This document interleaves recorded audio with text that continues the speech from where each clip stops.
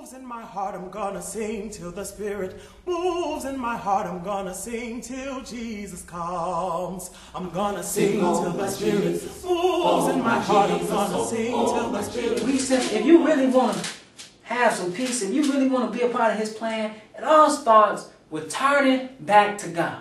And He has written in His Word what He wants you to do. So you need to question what you're doing and question whether or not it is written in the Bible. Is it biblical? See, when something's clear, like we've been reading for a while about the regathering of Israel as a people. See, that's clear. What He wants you to do is clear. See, Sunday worship is nowhere in Scripture. Okay? Easter is not in Scripture.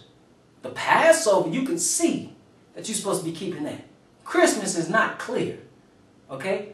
The nullification of God's law, statutes, and commandments is not clear. That you can eat anything you want to do, that you can eat pork, and so forth. That's not in the Bible. Okay, that's ministers lying to you.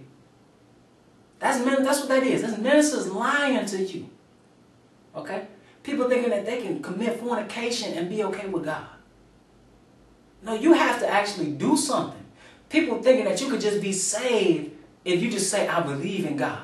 You better have some works, because works without faith is dead. See, you have to actually do something.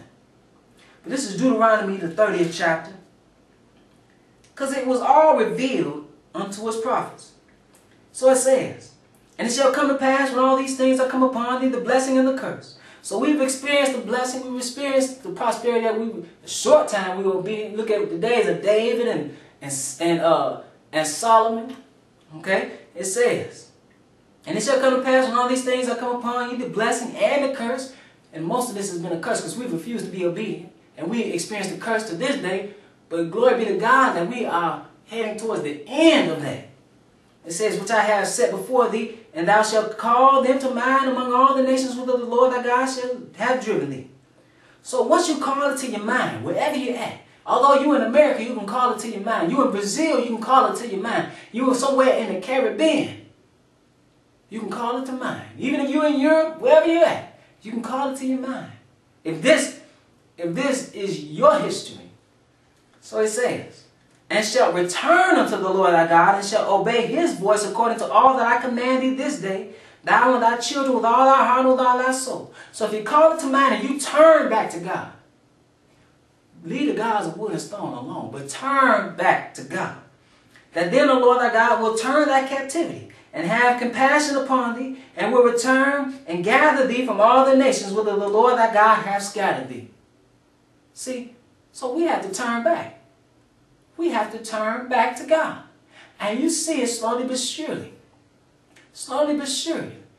As grass sprouts up, as willows in the water course sprouts up, you see people coming into the knowledge of themselves, coming into the knowledge of God's truth. It's about that time, brothers and sisters. So it says, that then the Lord thy God will turn thy captivity, and have compassion upon thee, and will return and gather thee from all the nations whither the Lord thy God hath scattered thee. If any of them be driven out unto the outmost parts of heaven, from thence will the Lord thy God gather thee, and from thence will He fetch thee. God's arm is not short. He can gather you from wherever you're at. You can talk about how He's going to send those fishes. He's going to send them hundreds of men to gather you back.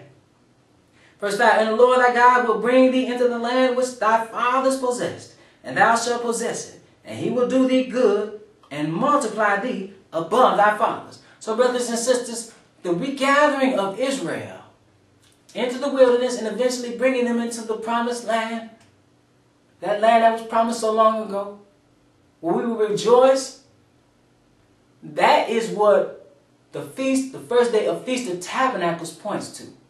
So again, on this day, we are to hold a holy convocation. We are to do no servile work, meaning you can work for the feast because it involves feasting after the holy convocation takes place. But as far as working for a job, you should not do this on this day. I want to thank you for your time, and I hope you were edified during the course of this lesson.